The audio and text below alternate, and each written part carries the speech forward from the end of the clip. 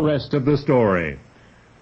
This was supposed to have been Helmut Simon's vacation in the all but extinguished summer of 1991. Mr. Simon, a German citizen, had come to this beautiful countryside on the Italian-Austrian border for the scenery, the fresh air, the exercise. Furthest thing from his mind was stumbling on a possible crime scene. Helmut had planned a pleasant excursion on foot for September 19. He'd been told stick to the hiking trails. He didn't. At first it seemed a life-size doll that someone had for some reason discarded in the middle of nowhere. But the closer Mr. Simon came to the ominous shape, the more surely he knew what it was. A body.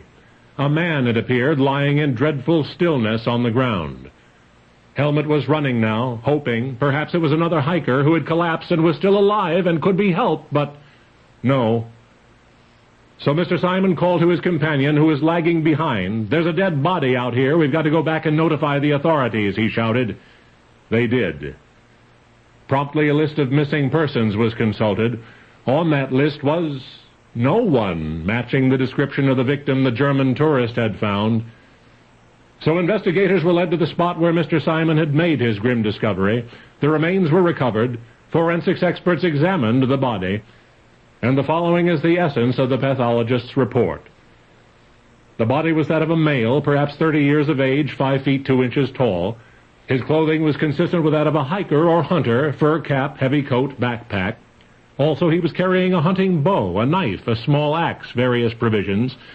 He had 3 tattoos in odd locations, right ankle, left leg, lower back. And he had had a haircut shortly prior to his demise. There were no signs of disease, but his nose was broken and several ribs were fractured. There were also significant levels of arsenic in his system.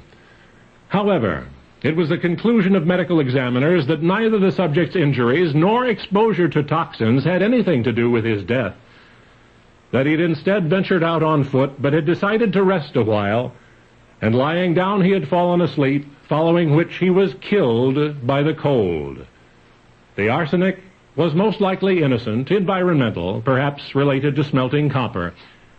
It was the haircut and the tattoos which most intrigued the experts on the case, for both were thought to have been, shall we say, more recent practices, far more recent than the approximate date of the victim's death.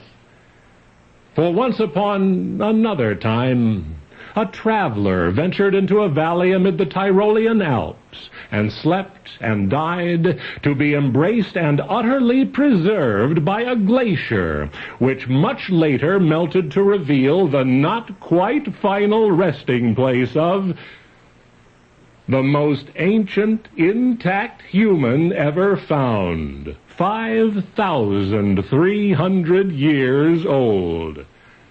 You may have heard awed archaeologists whisper of the Iceman. Only now you know the rest of the story.